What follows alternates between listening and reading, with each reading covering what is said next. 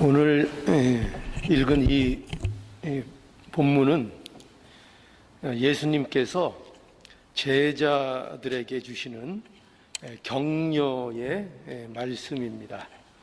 오늘 여기 그 26절에 보면 저희를 두려워하지 말라 이렇게 말씀하시고,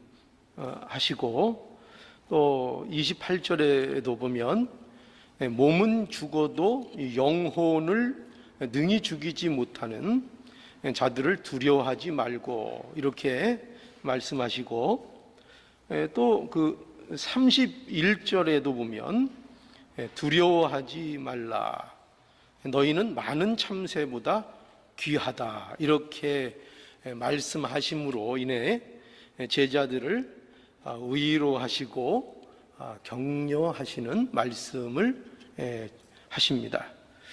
그래서 오늘 이 말씀을 따라서 예수님이 제자들을 어떻게 격려해 주셨는가 하는 것들을 우리가 보면서 함께 은혜를 나누고자 합니다.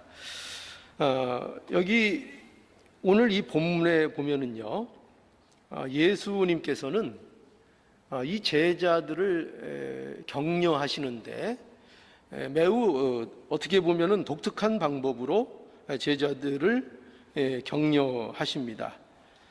어떻게 격려하시는가 하면은 제자들이 받을 고난에 대해서 이해를 통하여, 즉 제자들이 어떤 고난을 받을 것인가 이것을 그 제자들에게 바로 이해시켜 주심으로 인해서 그 이해를 통한 격려를 제자들에게 해 주십니다. 그러니까 예수님이 제자들을 격려하는 방법은 이게 아니에요. 뭐냐면 고난이 없을 거다 이렇게 격려하시는 게 아니에요. 우리는 보통 세상에서 누가 격려하려면 어떻게 해야 격려를 받아요? 고난이 없을 거야, 어려움이 없을 거야, 이래야 그게 위로가 되고 격려가 되잖아요. 그런데 예수님은 그렇게 말씀 안 하세요. 예수님은 오히려 고난이 있을 것인데 그 고난이 어떤 고난인지를 너희가 바로 알아야 격려가 된다는 거예요. 그러니까 우리가 마찬가지죠. 우리가 성도로서 사는 일에 있어서 어떻게 우리가 하나님 앞에 격려를 받을 수 있는가 할 때, 우리는 우리가 어떤 길을 걸어가고 우리가 걸어감으로 인해서 내게 맞닥뜨려지는 이 고난이 어떤 것인가를 분명하게 알 때, 그걸 이해할 때, 그럴 때 위로가 온다는 거예요. 하나님은 그렇게 우리를 위로해 주신다는 거예요. 자, 그래서 여기 보면은 제자들이 받을 박해는 그리스도인이 가는 어떻게 보면 운명적인 길이라는 겁니다. 그리고 그 고난이라는 것이 특권이라고 말하고 있고, 그 고난이라는 것이 그리스도인들에게 축복이라는 것을 말씀하고 있는 거예요. 왜냐고요? 왜냐하면 이런 박해는 예수님과 연합된 자들만 받는 박해이기 때문에 그렇다는 거예요. 그래서 오늘 보세요. 여기 24절에 보면 그래서 이렇게 말씀합니다. 24절에 보면 제자가 그 성생보다 또는 종이 그 상전보다 높지 못하다 이렇게 말씀하시거든요.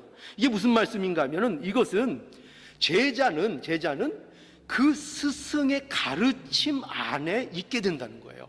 그러니까 여기서 뭐 더 높다 이런 표현은요, 무슨 청출어람이라고 해가지고 스승보다 뛰어난 그런 면으로서 강조되고 있는 것이 아니라, 그 스승보다 높지 못한다는 것은 그 스승의 가르침 안에 언제나 거하는 그 길을 걸어간다는 겁니다. 또 여기 보면은 종이 그 상전의 다스림 안에 있다 이렇게 말씀하고 있는 거예요. 자, 제자는 누구의 다스림을 받는다고요? 당연히 스승의 가르침 안에 있어야 되는 거예요. 또한 종은 반드시 주인의 다스림 속에 있어야 되는 거예요. 그걸 벗어나는 게 아니에요. 그래서 이것은 제자는 반드시 성생의 가르침 안에 있어야 하고, 또 종은 그 상전의 다스림 안에 있어야 한다. 이렇게 하면서, 그래서 그 다음에 어떻게 연결되는가 하면은 이렇게 연결되죠. 제자가 그 성생 같고 종이 그 상전 같으면 족하다 이거예요. 그렇죠? 그게 족한 거예요. 그게 기쁘고 그게 만족스러운 거예요. 그거에서 벗어나면 안 되는 거예요. 그 안에 거해야 되는 겁니다. 그래서 예수님은 우리의 뭐라고요? 뭐라고 여기 말씀하시는 거예요? 예수님은 우리의 스승이 되신다는 거죠. 그리고 우리는 누굽니까? 우리는 예수님의 제자이고요. 예수님은 우리의 주인이시고 우리는 예수님의 종이라고 말씀하고 있죠. 그러니 그의 가르침, 그의 다스림 안에 있는 것, 그것이 우리에게 매우 족한 일이다. 매우 족한 일이다. 이렇게 말씀하고 있는 것입니다. 그러니 보세요. 우리의 스승이시고 우리의 주인이신 예수님이 하나님의 나라를 증거하는 일로 뭐를 받으셨다는 거예요? 박해를 받으셨다는 거죠. 우리의 구원하시는 일을 위해서 그 우리의 스승이시고 우리의 주인 되시는 예수님께서 고난의 길을 가셨다는 거죠. 그러니 뭐예요? 그의 제자 또 그의 종인 우리는 마땅히 어떻게 돼야 된다고요? 마땅히 그 고난을 받는 것이 족하다는 거예요. 그 고난을 받는 것이 마땅하다는 거예요. 너무나 마땅하다는 거예요. 그래서 이 그리스도인들의 삶이라는 것은 굉장히, 이런 표현이 어울릴지 모르겠습니다. 굉장히 기묘합니다. 굉장히 기묘해요. 그리스도인에게 있어서 위로와 격려가 된다는 것은 고난이 없다는 것으로 위로가 되는 것이 아니라 고난이 있다는 것으로 격려가 된다는 거예요. 놀랍죠? 세상에 이런 일이 있을 수 있어요? 우리는 고난이 없다고 해야 위로가 되는데 고난이 있다고 해야 위로가 되고 격려가 된다는 거예요. 왜라고요? 그것이 그리스도와 연합된 증거 중에, 분명한 증거 중에 하나이기 때문이라는 거예요. 그러니까 그리스도를 위한 핍박이 나의 삶 속에 있다. 의를 위한 핍박이 나의 삶 속에 있다. 복음을 위한 핍박이 나에게 있다 하면 이것이 격려가 된다는 거예요. 이것이 위로가 된다는 거예요. 여러분 어떠세요? 어떤 격려를 받고 계십니까? 여러분, 세상에는 고난이 없는 사람들이 없어요. 그렇죠? 원인은 다르지만 다 고난을 다 가지고 살고 있습니다. 근데 그 고난이 원인이 뭐냐가 중요한 거예요. 고난을 받냐 안 받냐, 이 문제는 사실 우리가 해결할 수 있는 문제. 누구나 고난이 있어요. 다 종류별로 각가지 고난을 다 당하고 있어요. 그런데 중요한 건 뭐냐면 그 고난이 어떤 원인으로 인해서 내가 고난 중에 있느냐, 이게 중요하다는 거예요. 고난이라는 것은요, 다 같은 고난이 아닙니다. 고난이 있다고 해서 다 좋은 게 아닙니다. 고난이 있어서 좋은 것이 있고 없는 것이 좋은 고난도 있는 겁니다. 그런데 있으면 있을수록 좋은 고난도 있다는 거예요. 누구에게요? 우리에게는 그런 것이 있다는 겁니다. 베드로전서 2장 19절에 보니까 애매히 고난을 받아도 하나님을 생각함으로 슬픔을 참으면 이는 아름다우나 죄가 있어 매를 맞고 참으면 무슨 칭찬이 있으리요. 오직 선을 행함으로 고난을 받고 참으면 이는 하나님 앞에 아름다우니라. 이를 위하여 너희가 부르심을 입었으니 그리스도도 너희를 위하여 고난을 받으사 너희에게 본을 끼쳐 그 자취를 따라오게 하려 하셨느니라. 여러분, 고난에는요, 여기 보면은 세 가지 고난이 있다고 말씀하고 있어요. 어떻게 말씀하고 있는가 하면은 고난에는 애매히 받는 고난이 있다는 거예요.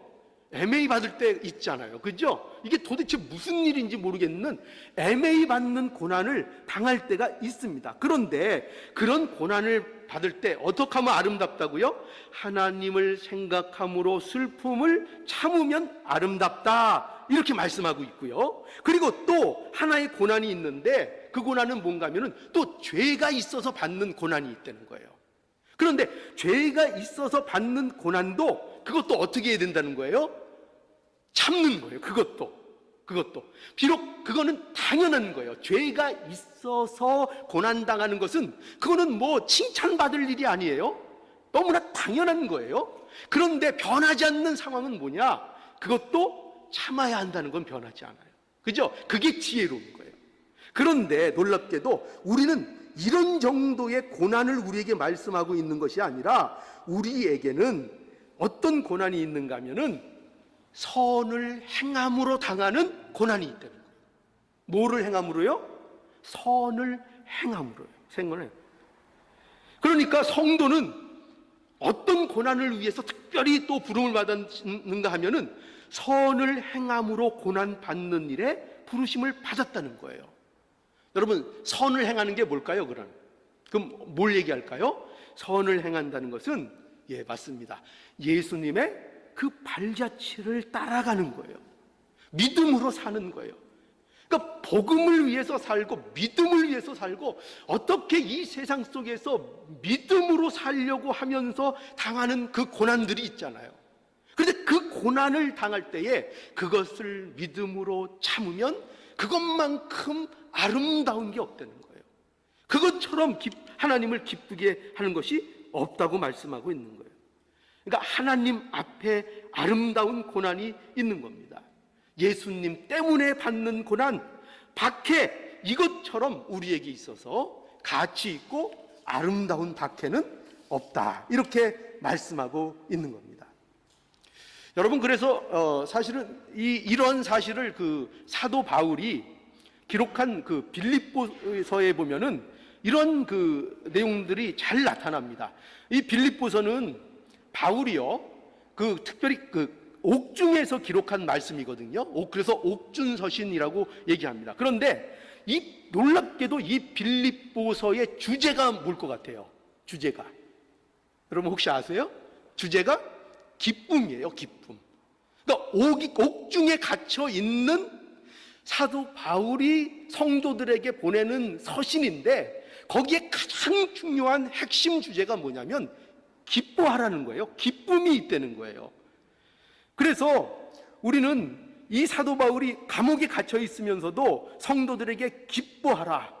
내가 이 복음을 전파하는 것으로 인해서 내가 기뻐하고 또 기뻐하리라. 이렇게 바울이 고백하는 것을 알 수 있습니다. 여러분, 이거는요, 어떻게 이럴 수가 있죠? 사도 바울은요, 아는 거죠. 뭘 알아요? 이 받는 고난의 아름다움을 아는 거예요. 이 고난이 왜 자기에게 있는 것인지를 아는 거예요. 또 빌립보 교회나 이런 교회들이 왜 이런 고난을 당하는지 그거를 아는 거예요. 그것이 그리스도와 연합되지 않고는 나타나지 않는 박해요 비난인 것을 아는 거예요. 그러니 그 박해를 볼 때마다 뭐가 증명되고 눈에 환하게 보이는가 하면은 바로 저들이 그리스도의 사람이구나. 바로 내가 하나님의 복음을 위해서 이 복음의 이 핍박에 내가 참여하고 있구나. 이것을 너무나도 뼈저리게 느껴나가는 거예요. 그러니 이게 격려가 되고 위로가 되지 않겠습니까? 내가 당하는 고난이 결코 헛되지 않구나. 이것처럼 격려되는 게 있어요. 아까도 말씀드리지만 누구나 고난을 당해요, 안 당해요? 세상에서 살면서 누구나 어떤 종류든지 고난이 있다니까요.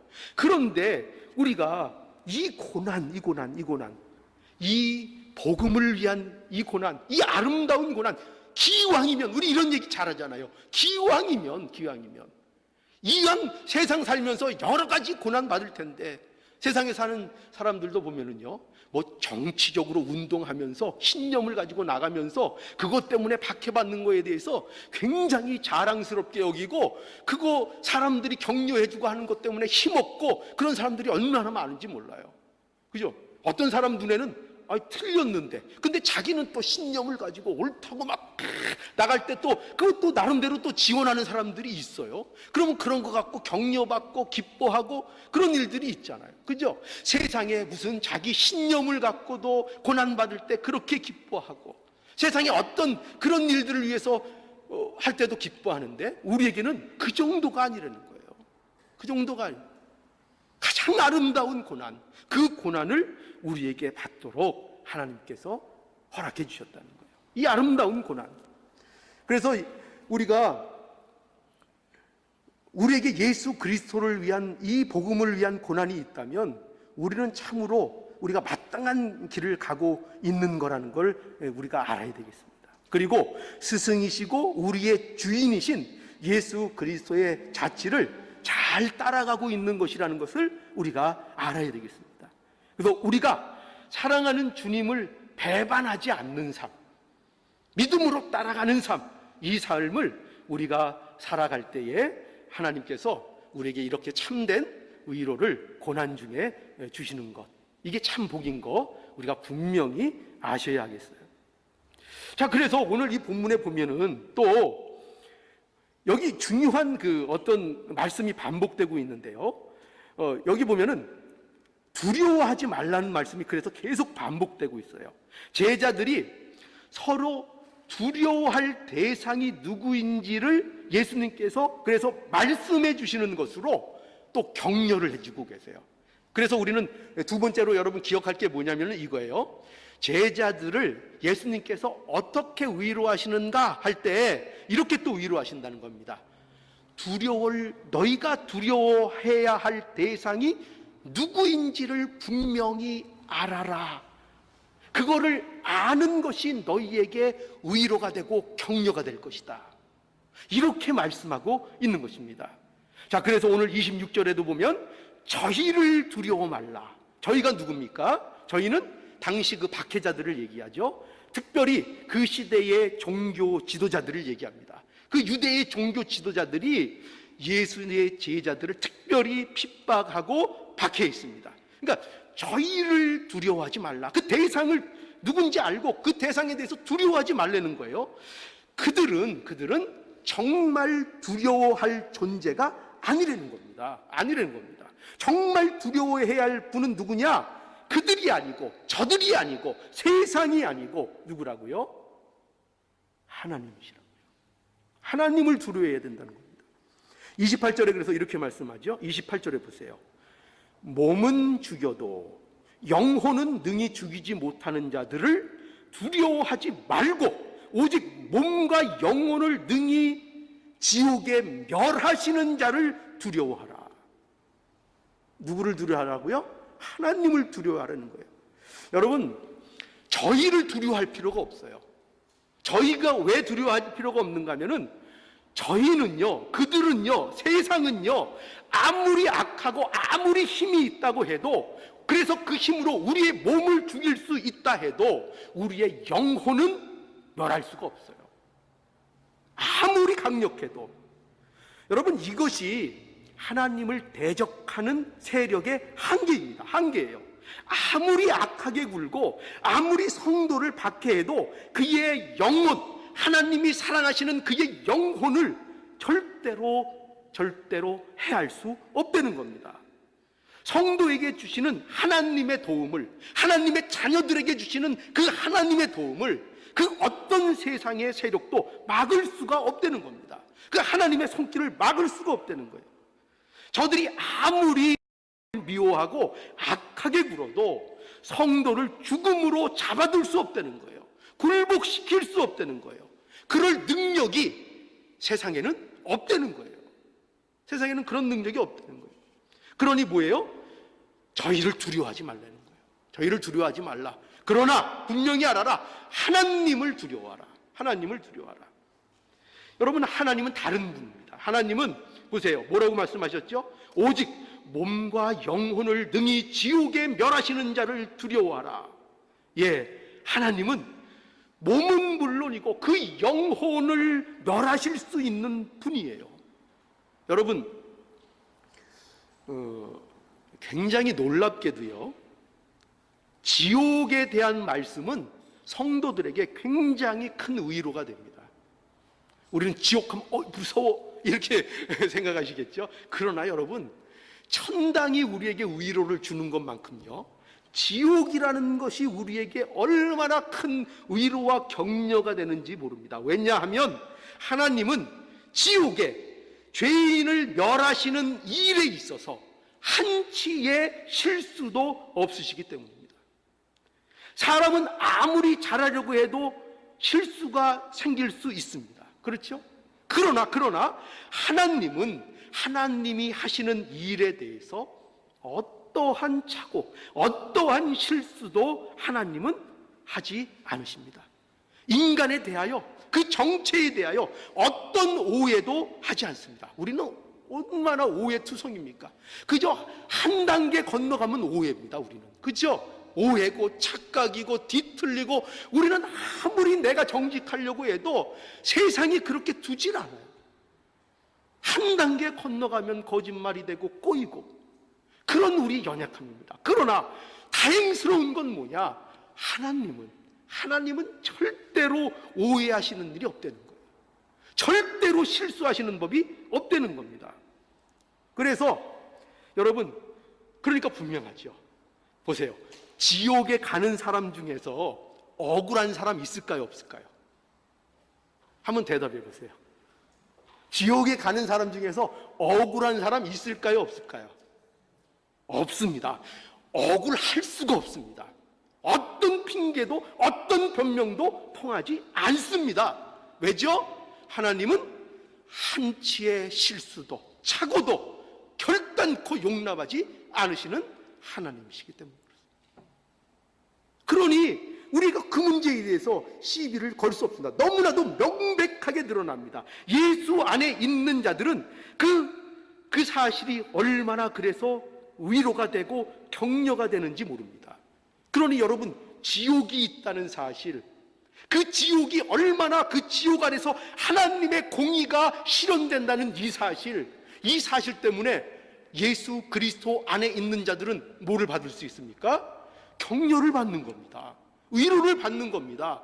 전혀 착오가 없을 거니까요. 우리는 예수 그리스도 안에 있으니까요. 안심할 수 있는 겁니다. 그게 뭐가 우리에게 된다고요? 격려가 되잖아요. 그죠? 아니, 하나님이 우리의 주권을, 모든 영혼을 지옥에 멸하시는 그 권능을 가진 그 하나님께서 절대 착오가 없으시다니까요. 절대로 실수로 누구 하나를 지옥에 보내시는 일이 없다니까요. 마땅히 갈 사람만 보냅니다. 그러니 얼마나 격려가 됩니까? 얼마나 위로가 됩니까? 예수 그리스도 안에 있다는 것이 그래서 얼마나 중요한 위로가 되는지, 큰 격려가 되는지 모릅니다. 그런데 이러한 격려를 느끼게 하는 굉장히 여기 중요한, 더 우리에게 마음에 와닿게 하는 굉장히 중요한 표현이 있어요. 그게 뭐냐면, 여기 오늘 본문에 보면은요, 여기 오직 몸과 영혼을 능히 지옥에 여기 멸하시는 자를 두려워하라, 이렇게 말씀하고 있죠. 지옥에 멸하시는, 이렇게 되어 있습니다. 그런데 여기서 이 멸한다는 거 있잖아요. 이 멸한다는 것이, 요거를 우리가 잘못 이해해서 좀 편한 마음을 갖는 것 같아요.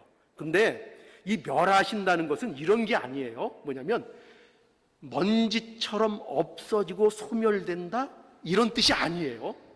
그런 뜻이 아닙니다. 지옥에 가면 타서 먼지처럼 없어지고 소멸된다, 이런 뜻이 아니에요. 그렇게 멸해진다는 게 아니에요. 지옥은 영원히 살면서 고통받는 곳입니다. 이거를 분명히 아셔야 돼요.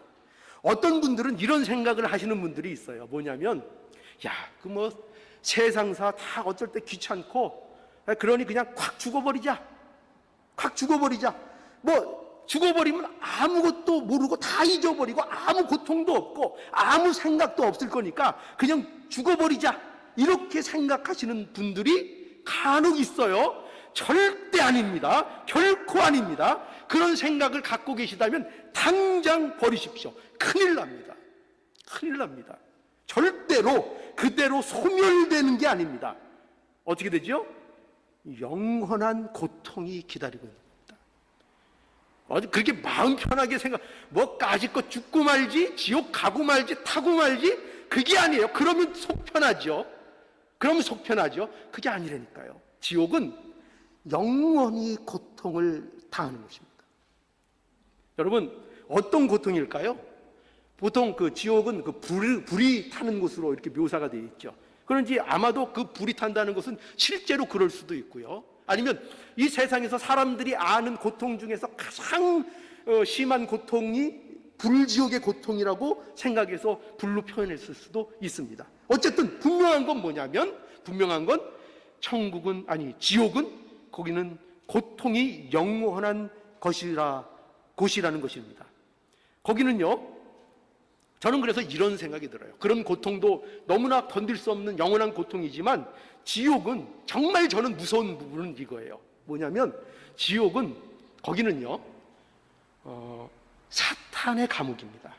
귀신들의 감옥입니다. 더러운 영들의 감옥입니다. 그러니까 문제는 뭐냐면, 그 지옥에 가면 그들과 함께 해야 된다는 거예요. 그들과 함께 한다는 거예요. 까짓것 불구덩이 참아내지 죽지도 않는다는데, 그런데 그게 문제가 아니라 사단과 영원을 함께 지내야 한다는 것입니다. 그리고 지옥에서 전 이걸 생각하니까 더 끔찍해요. 나 같은 정말 죄 덩어리가 역력히 드러나는 그 죄인을 늘 마주하며 영원히 고통받게 된다는 것입니다. 영원히. 제가 여러분들에게 도움이 되기 위해서 제 얘기를 조금 말씀드릴까요? 뭐냐면, 제가 가끔 가위를 누릴 때가 있어요. 자주는 아닌데 가끔 가위를 눌려요. 근데 가위를 눌리는 경우가 어떠냐면은, 제가 생각할 때는 이 가위가 눌린다는 것은 몸이 굉장히 피곤한 상태인데, 근데 정신이 각성되어 있는 거예요. 정신이 이게 제대로 잠이 들지 않는 거예요. 그러니까 육신은 자는데 때때로 이 머리가 깨어나서 아주 이게 곤란한, 이거 여러분 아마 경험들이 있으실 거예요. 그런 거. 그래서 몸은 자는데 두뇌는 잠들지 못하는 마치 그런 비슷한 것들을 이제 가위 눌린다. 저는 이렇게 생각하고 있습니다. 그런데 한 번은 제가 너무 몸이 피곤해서 이렇게 잠을 청하는데, 그래도 자야 되잖아요. 근데 두뇌가 진짜 너무 활성이 돼 있는 거예요. 너무 이게 업이 돼 있고 너무나 이게 활성이 돼 있어가지고 몸은 천근이고 만근인데 잠이 잘 들지 않는 거예요. 그래가지고 계속 잠을 청하고 있는데, 그런데 제가 아시는 분은 아시겠지만, 저희 집에 오시면 제가 쉬는 장소가 그 주차장의 텐트입니다. 우리 집에 제가 주차장 안에 텐트를 하나 쳐놓고 이제 거기서 잠을 자는데, 거기서 이제 잠을 청하고 있는데, 그런데 한 5살에서 한 7살 정도 되는 애가 그 텐트 앞에 이렇게 서 있는 거예요. 서 있는 거예요. 그래서 이렇게 보니까 모자, 이렇게 검은 옷을 입었는데 모자를 이렇게 왜 우리 후드 모자 이렇게 된 거 있잖아요. 그거를 쓰고, 한 정확한 나이는 모르겠는데 그 정도 또래 되는 애가 저를 많이 쳐다보고 있는 거예요. 그래서 이제 이렇게 많이 봤는데 그 순간 제가 이제 문득 느낀 게, 가위 눌렸구나, 이 생각이 이제 딱 든 거예요. 그래가지고 이거 깨자. 그래서 딱 깼어요. 그래가지고 휴했죠. 여러분, 제가 이 말씀을 왜 드리는가 하면, 지옥에 대해서 제가 말씀을 보다가 이 생각이 든 거예요. 뭔 생각이냐? 여러분 생각해 보세요. 사단, 마귀, 더러운 영, 또 나 같은, 그러니까 그렇게 표현을 하자고요. 우리 속은 우리가 제일 잘 아니까, 나 같은 이런 못난 죄인이 영원토록 내 면전에서 얼굴을 들이대고 있는 거예요. 그걸 영원토록 보고 있는 거예요. 이게 뭐라고요? 이게 지옥입니다. 이게 지옥입니다. 여러분, 이 고통 괜찮으시겠어요? 감당할 만 하시겠어요? 어떠시겠습니까? 그런데 하나님이 말씀하셨죠. 뭐라고요? 우리에게는 뭐라고 말씀하셨어요? 두려워 말라. 그죠? 이게 우리에게 주시는 말씀이에요. 두려워 말라. 예수 그리스도 안에 있는 너희는 안심하라.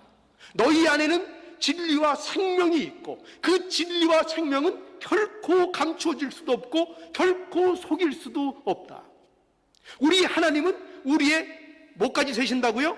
머리털까지 세신 바 된 그런 하나님이다. 그러니 실수 안 하신다. 그러니 안심하라. 예수 그리스도 안에 있는 자들이여 안심하라. 격려가 되십니까? 위로가 되십니까? 너무나 위로가 되죠. 저는 두 다리 쭉 뻗고 어디선지 코를 골며 잘 수 있겠어요. 어디선지. 이 은혜가 우리에게 있는 것입니다. 또 이 본문에 보면은요, 예수님께서 이렇게 또 격려의 말씀을 제자들에게 이제 하시는데, 뭐냐면은 이것도 굉장히 중요합니다. 뭐냐면, 그러면 세 번째가 되나요? 예, 세 번째인데, 그러니까 어떤 식의 격려인가 하면은 예수께서 주를 위한 고난을 받는 자는 반드시 하나님 앞에 인정받을 수 있다. 이렇게 격려하고 계신 거예요. 어떻게 하는 자들은요? 하나님을 사람 앞에서 주를 시인하는 자. 자, 오늘 잘 모르시겠으면 32절과 33절. 요 절은 우리가 함께 한번 읽어보죠. 32절, 33절. 우리 한번 합독을 한번 해볼까요? 자, 보세요. 자, 준비되셨어요? 시작. 누구든지 사람 앞에서 나를 시인하면 나도 하늘에 계신 내 아버지 앞에서 저를 시인할 것이요. 누구든지 사람 앞에서 나를 부인하면 나도 하늘에 계신 내 아버지 앞에서 저를 부인하리라. 예. 여기 예수께서 제자들에게 뭐라고 하셨는가 하면 사람 앞에 나를 시인하는 자가 되라는 거예요. 사람 앞에 나를 시인하면 나도 하늘에 계신 내 아버지 앞에서 너를 시인하겠다. 이렇게 이제 말씀하고 있는 겁니다. 이 말씀을 통해서 제자들을 위로하시는 거예요. 이게 왜 위로가 되는가? 여러분 보세요. 참으로 이게 은혜롭고 위로가 되는데 그것은 보세요. 우리가 가야 할 길의 궁극적인 목적이 뭡니까? 우리의 목표가 뭐죠? 우리의 목표는 하나님께 인정을 받는 거예요. 그죠? 하나님이 기뻐하시는 자가 되는 겁니다. 그런데 우리가 하나님 앞에 인정받을 만한 능력이 있는가? 우리 자체에는 없어요. 그런데 어떻게 하면 되는가? 예수님의 결제가 있으면 돼요. 예수님의 결제가 있으면 돼요. 예수님께서 우리를 하나님 앞에서 인정하시면 누가 인정하신다는 거예요? 하나님이 우리를 인정해 주신다는 거예요. 그러니까 하나님께 인정을 받으려면 예수님의 결제가 있어야 되는 겁니다. 그러면 예수님은 누구를 결제해 주신다는 거예요? 누구를? 주를 사람 앞에서 나를 시인하는 자, 그를 결제해 주시겠다는 거예요. 그들을. 여러분,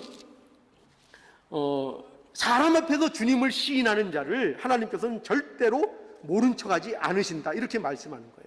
사람 앞에서 주님을 시인하는 거. 사람 앞에서 주님을 시인하는 거. 이게 뭘까요? 이건 뭐냐면 공개적인 믿음을 얘기하는 거예요. 어떤 믿음이요? 예, 모든 사람이 볼 수 있는 공개적인 믿음 생활이 있어야 한다는 거예요. 여러분, 생각만 가지고 있는 것이 아니고 그 생각을 드러내는 삶이 있어야 된다는 거예요. 드러내면 뭐가 있겠지요? 예, 박해가 올 겁니다. 그러나 그 박해를 각오하고 드러내야 한다는 것입니다. 그것이 제자의 길이라는 거예요. 그런 자들을 하나님은 절대로 외면하지 아니하시고 인정해 주신다는 거예요. 하나님의 자녀로. 하나님의 복을 주신다는 거예요. 그래서 오늘날 우리가 사람 앞에서 주님을 시인해야 합니다. 이게 우리에게 있어서 숙제입니다. 사람 앞에서 주님을 시인해야 됩니다. 어떻게요? 예수 그리스도를 믿는 믿음을 보이는 겁니다. 실제적인 믿음을 보이는 겁니다. 우리에게 주신 이 복음을 우리 안에 있는 이 복음을, 이 진리를, 이 생명을 사람들, 세상 그들을 위해서 말로나 행동으로나 삶으로나 그들에게 보이는 겁니다. 보이는 겁니다. 이것이 뭐라고요? 이것이 예수 그리스도를 시인하는 것입니다. 그 중에 제일 쉬운 게 뭔지 아세요? 여러분, 제가 이거 말씀드리면 충격받을 텐데, 주님을 시인하는 가장 우리가 쉬운 거, 그게 뭔지 아세요? 전도입니다. 전도예요. 복음을 전하는 거. 이게 우리가 할 수 있는 예수님을 시인하는 방법 중에 가장 쉬운 방법이에요. 이 가장 쉬운 방법을 우리는 어떻게 하고 계십니까? 여러분, 그리고 그 말씀을 통해 이제 성도가 되면 말씀을 배워나가잖아요. 계속 배워나가잖아요. 배워나가면서 성도의 삶을 알게 되고, 그 성도의 삶을 알게 되면서 이제 성도가 비로소 어떻게 행동하고 어떻게 말하고 어떻게 살아야 되는가, 그것들을 알게 될 거예요. 그거 삶 속에서 실천하며 살아야 됩니다. 어렵죠. 이게 어려운 겁니다. 그러니까 우리가 말로 복음을 전도하는 것은 제일 쉬운 거예요. 그래서 우리에게 늘 말씀으로 이제 가르쳐 주시면서 이제 우리에게 알게 하시죠. 근데 그 말씀대로 우리의 삶이 살아가는 거, 우리의 삶 속에서 사람들 앞에 우리의 삶과 말과 행동과 모든 것을 통해서 예수님을 시인하는 거, 이거 어렵죠. 그러나 이 가운데로 우리를 날마다 부르시는 겁니다. 이걸 하라는 거예요. 이게 예수 그리스도를 시인하는 삶이 되는 것입니다. 세상 사람들과 늘 똑같아. 저 사람 똑같아. 세상 사람들과 다를 게 없어. 이 말을 계속 들으면 안 됩니다. 계속. 점점점 이 말을 듣는 횟수가 줄어들어야 됩니다. 완벽함을 요구하는 게 아닙니다. 줄어들어야 됩니다. 늘 사람들에게 저 사람은 예수 믿는데 다른 게 없어 하루에 10번을 들었다면 이제 1년 뒤에는 9번으로 좀 줄어야 되고 8번으로 줄어야 되고 5번으로 줄어야 되고, 그래서 마침내 예수 믿는 사람들은 저런가 봐. 뭔가 달라. 그것이 보여야 된다는 것입니다. 그래서 가장 큰 계명이 뭐죠? 사랑이라는 거 아닙니까? 그래서 가장 큰 계명이 사랑, 하나님 사랑, 이웃 사랑. 하나님을 사랑하는 자는 그 진리 안에서 반드시 이웃을 사랑하는 것입니다. 그게 뭐죠? 사람 앞에서 나를 시인하는 거죠. 그죠? 그게 사랑인 것입니다. 그게 사랑인 것입니다. 여러분, 과연 우리는 얼마나 주님을 시인하는 삶의 그 질이 변하고 있는지 한번 생각해 보시기 바랍니다. 과연 얼마나 변하셨습니까? 얼마나 10년 전, 20년 전, 30년 전과 오늘날 지금 이 자리에 앉아 있는 내가 어느 정도 예수님을 시인하는 이 전도, 이 말로 하는 거 이거 쉬운 거 말고요. 이것도 해야 되지만 얼마나 나의 삶 속에서 예수를 시인하는 정말 그 삶을 살고 있는가. 그 변화가 나의 삶 속에 실제적으로 일어났는가. 우리 모두가 겸손하게 하나님 앞에 우리 자신을 내려놓아 보아야 할 것.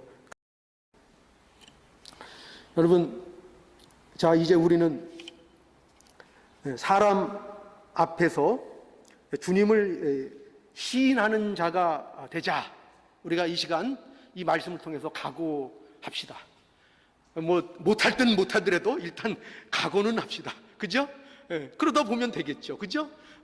우리는 이제 사람 앞에서 주님을 시인하는 자가 되기를 마음속에 뭐 하자고요? 각오합시다.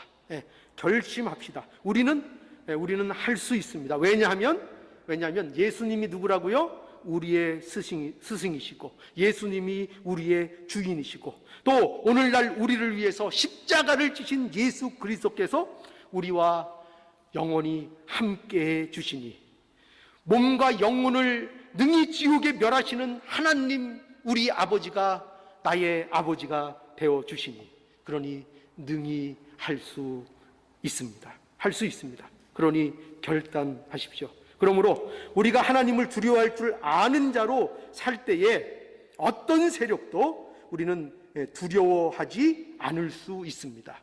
그렇죠? 우리가 하나님을 두려워하지 않으면 모든 세상의 것을 두려워하게 될 겁니다. 그러나 정말 하나님을 두려워하면 하나님 외에는 그 어떤 것도 우리는 두려워하지 않는 자가 될 것입니다. 여러분 어떤 것을 원하십니까? 이 세상 모든 것을 두려워하며 사시겠습니까? 아니면 하나님 그분만을 두려워하며 사시겠습니까? 그러니 담대히 사람 앞에서 주님을 시인하는 복된 저와 여러분들의 인생 되기를 간절히 이 시간 바랍니다. 다 함께 묵상하시겠습니다.